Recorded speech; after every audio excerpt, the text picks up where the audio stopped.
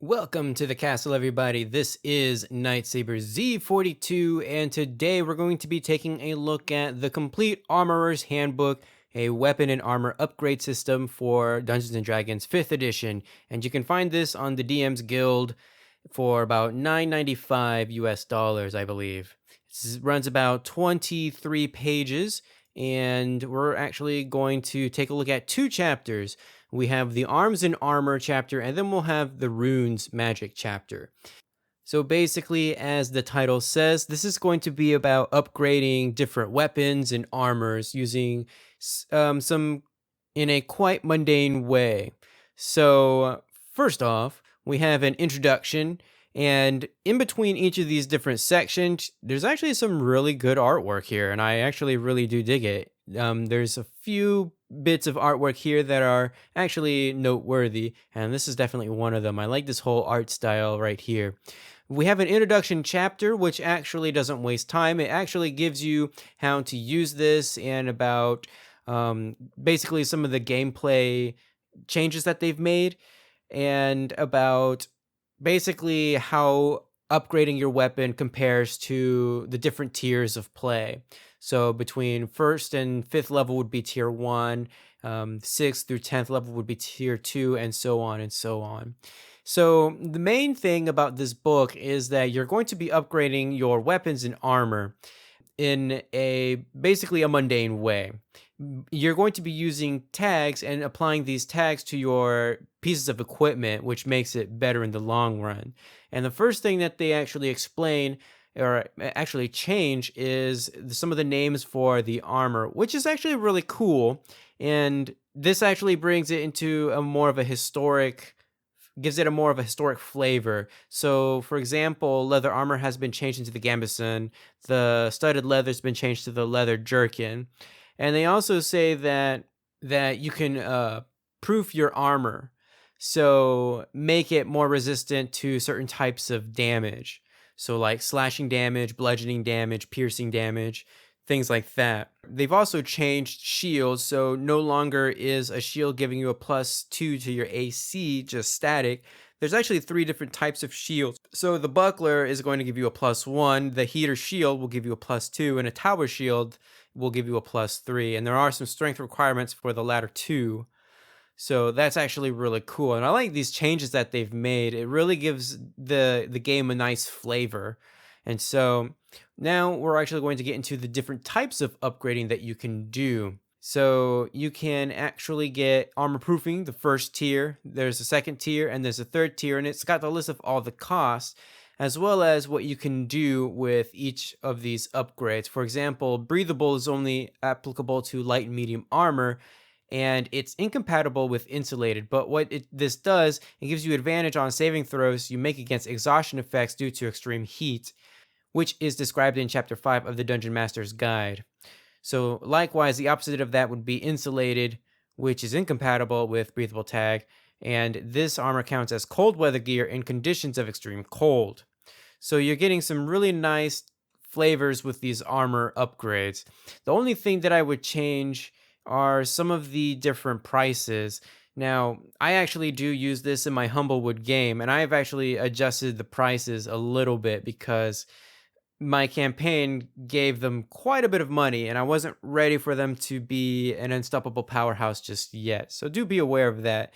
This would be really good for like your early game characters, basically.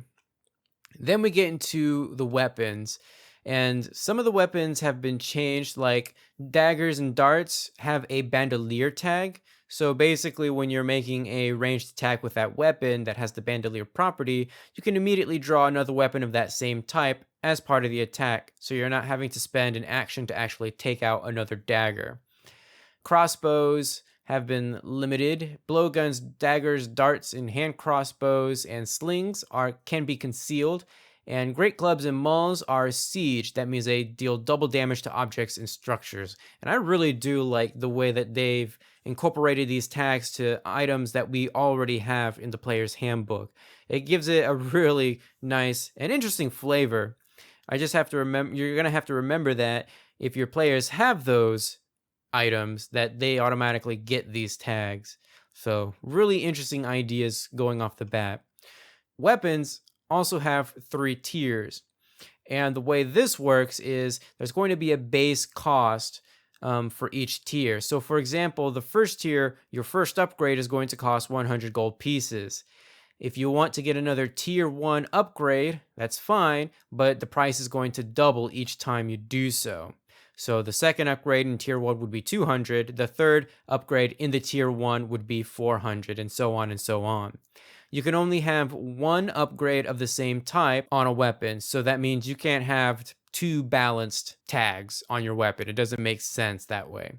There's also a minimum work day or minimum work time for all of these upgrades, and it's up to the DM ultimately to basically say how long it's going to take. So the more things that you're getting, the more the more time it would take to actually go ahead and apply these. And some of these upgrades can only be applied by a master blacksmith. So like maybe the first tier would be a skilled blacksmith. The second tier, you would need somebody more trained in blacksmithing. And then by the third tier, you need a master blacksmith. And so that could be a way to basically say that your players don't get too strong too fast.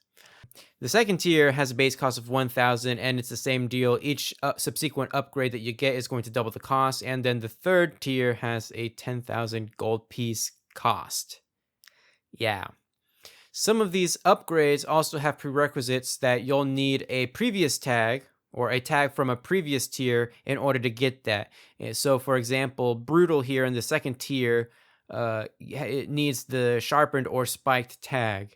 And these bonuses they're kind of basic in a way. So for example, balance would give you a +1 bonus to attack rolls made with this weapon. It's like taking aspects of magical weapons, but condensing it down into smaller pieces. And that's really good, especially if you're running a low fantasy type game, or just this is like your tier 1 characters. So between levels 1 and 5. And I really do like these. I just kind of wish there were some more, but then again, they've kind of covered all bases here. Then you have some special ammunition, which is actually really cool. So you have a Berserk Dart, which if you shoot it at somebody, they have to make a Constitution saving throw, or else they're going to start attacking the nearest creature. There's blunt arrows, bodkin arrows, broadhead arrows. You can shoot a firecracker at somebody to create like a distraction. There's a shadow arrows or ammunition that can be imbued with the shadow property. And then there's sleep darts, and they all have their prices as well, which is really cool. You can even craft your own special ammunition. Then you get into different materials that you can make your armors from, and the materials that you actually make your armor or weapons from can change some of the properties of said item. For example, let's take the adamantine. An ultra-hard alloy of adamant and electrum. Adamantine is black with a green tinge that sharpens to purple-white under light from most magical sources. Armor made from adamantine reduces incoming bludgeoning, piercing, and slashing damage by 3 if it's heavy armor, or 2 if it's medium armor. Shields made of adamantine have a +1 bonus to AC. Equipment made of adamantine can't be destroyed, damaged, or suffer from wear. So it's really cool that not only do you get these tags that you can apply to your weapons, but also depending on the material you make or make these items from can also change certain properties. And that's really cool. I like that in-depth feature that this supplement provides. As a general rule, if you're using these special materials, it's also going to basically up the price, and it's also going to up the time it takes to create that item. I really do like that, because you're not going to get your armor back after one day, especially if you're using the adamantine armor. And they also do offer some optional rules for equipment degradation. So there's 3 different tiers of weapon properties or equipment properties. Worn or sundered, which gives a -1 penalty to attack and damage rolls made with it, or reduces the AC by 1. If you get critted, your armor can get damaged, or if your weapon rolls a 1 on an attack, it could also get damaged that way. And then there's broken.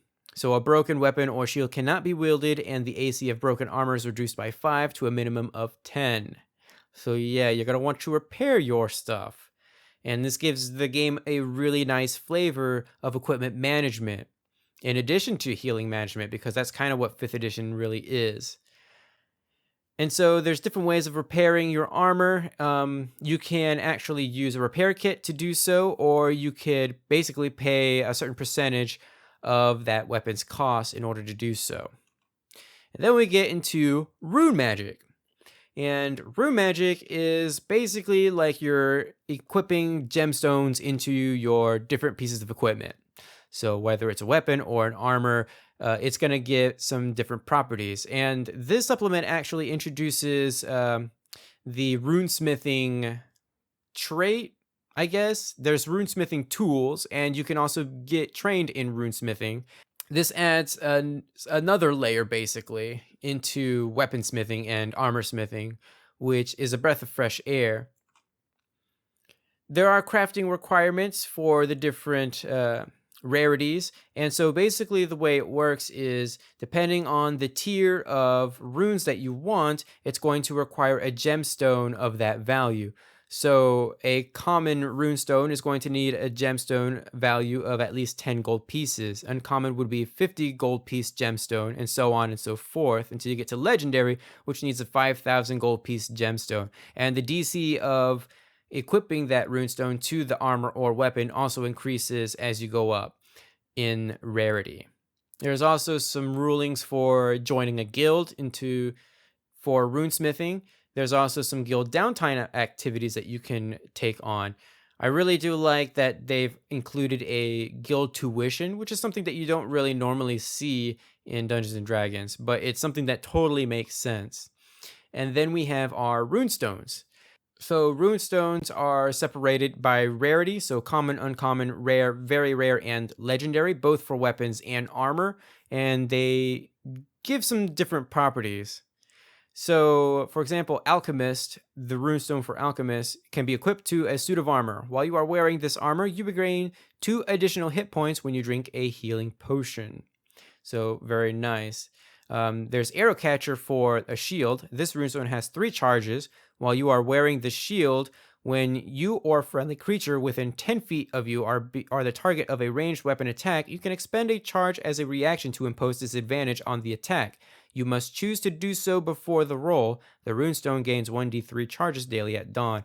And so I really do like these different runes. They add a bit of a magical flair to your weapons and your armor, and it's really cool, especially if you're running a very low fantasy type game. Then you have your appendices at the very end, which I've never actually really bothered to look at, but they're here, especially if you want quick references. And that's actually it. So this supplement I actually do use with my Humblewood campaign. And so some of the things that I really do enjoy, I like the whole mundane upgrading system for weapons and armor. My players have definitely been getting into that as well. I'm not quite sold on the runesmithing just yet, because for me, it doesn't seem to fit into my world a little bit. But I mean, if you're doing a low fantasy game, then it could definitely work out, where gemstones are basically the catalysts of magic. So if that's your type of game, then yeah, runesmithing in this supplement would totally work for that. But for me, it just doesn't quite work out, because I'm trying to run a high fantasy type game where magic's kind of mysterious. It shouldn't come from a physical source. I'll probably end up reworking that a little bit. Overall, I really do enjoy this supplement, and my players do too. It can kind of underwhelm the use of magical items, though. So, for example, if you've been playing for a while with the supplement and your characters have that piece of a weapon that they've upgraded a whole ton of, and they find this magic item, well, that magic item might actually not be as good as their upgraded piece. So there's a little bit of balancing that needs to be done as the GM in order to stray away from that kind of a problem.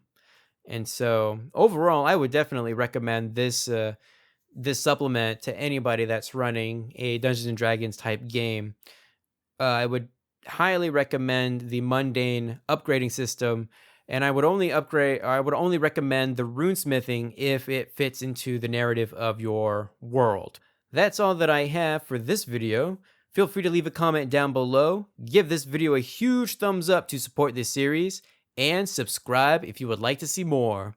I will see you guys in the next video.